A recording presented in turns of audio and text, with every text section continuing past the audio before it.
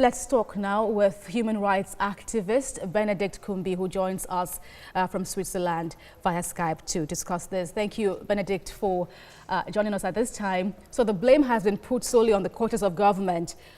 What's your take on this? Yeah, well, as per what Mr. Tshisekedi has said, I think that Mr. Tshisekedi has acted in such a manner to deprive people of the means necessary for them to survive. When he was given that president position through a deal that he passed with Kabila, and maybe he had no intention of starving people. Nonetheless, he should have become aware that his lack of leadership will lead the country through various problems like the one we are talking about now. So I think that the situation with the prison is actually a magnifying glass of what is happening within the Congolese society as a whole, where people are not just starving in prisons, but also outside of prisons. And look, it takes, I think, months and months to starve a person to death. So I cannot imagine that Mr. Tshisekedi didn't have that information.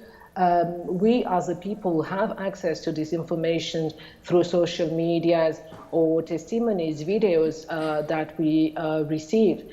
So I would say that the fact that he should have the information, and as his chief of staff said once, that he's fond of social media, so he had the information like we had.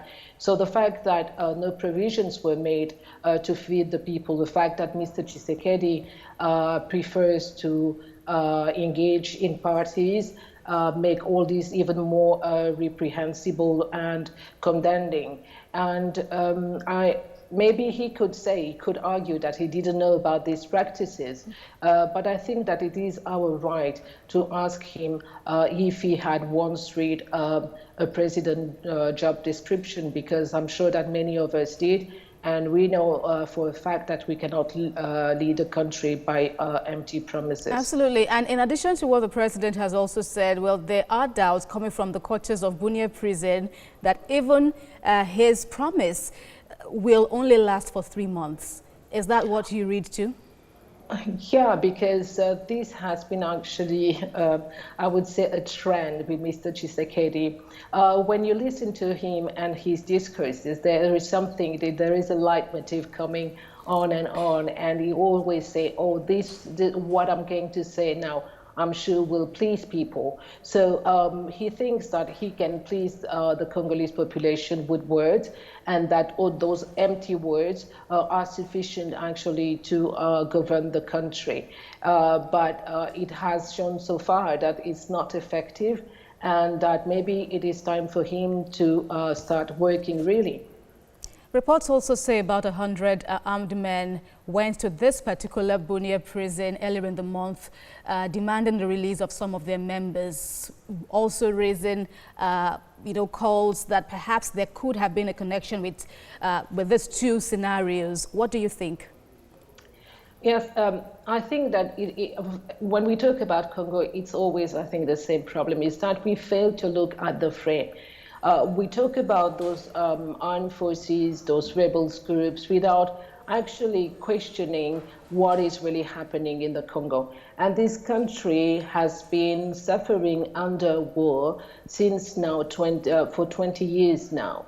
And if we fail to understand that, we are not going to understand the moves that all those groups, those armed groups, are doing in the Congo. And what it shows also, that the Congo today as a state doesn't exist. It doesn't exist. This is a failed state. And the people who pretend to lead that country are just actors. They are there actually for their own benefits, but not the benefit of the people. They are not governing that country. And so we can have those kind of armed groups, of those kind of claims that they can make, because they know perfectly that there is no accountability. and that the government is not going to follow them on that. They will not try to seek justice for those people they have aggressed or they have killed. And impunity is the main rule in the Congo, and that idea is fostered by the government itself. So of course that it is sad, very sad, because we need to repeat the fact that Congo has lost more than 6 million people. 6 million people. This is the deadly conflict since World War II, and the world seems to ignore that, and nobody seems to address the problem. And when we look at the discourse that are made by Western countries, they suggest to us that the solution are elections. But as Thabo Mbeki said once, it is like a gimmick that they gave the Africans today, who think that all the problems can be solved by elections. But the elections in Africa have shown that dictators, brutality can prosper. Okay. Even Benedict, if there are elections. Yes, allow me to interrupt in this final and brief question, I hope. So what do you make of the criminal justice system in the DRC, especially with this, overcrowded prisons? The system, the judicial system cannot work because we are dealing with a failed state. And all the justice in the Congo only serve the interests of that predatory elite in the Congo. It is not there to seek justice for people. And we see that we have like a report now, the mapping report that Dr. Mukwege, the Nobel Prize, has been speaking about these days, that actually insist on the fact that we should actually, at a certain point, try to seek justice for people who are massacred in the Congo.